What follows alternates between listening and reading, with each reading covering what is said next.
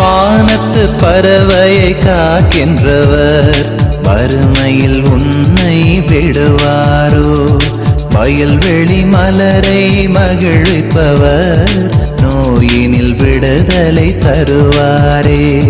வானத்து பறவையை காக்கின்றவர் வறுமையில் உன்னை விடுவாரோ?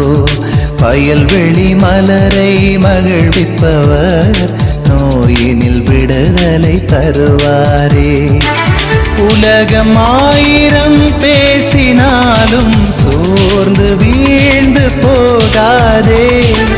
தீங்கு செய்வோர் சூழ்ந்து கொண்டால் வாடி வதங்கி போகாதே. இஸ்ராயேல் இறைவன் மாறாத தேவன், இன்றும் என்றும் உடனிருப்பார். ஆண்டவர்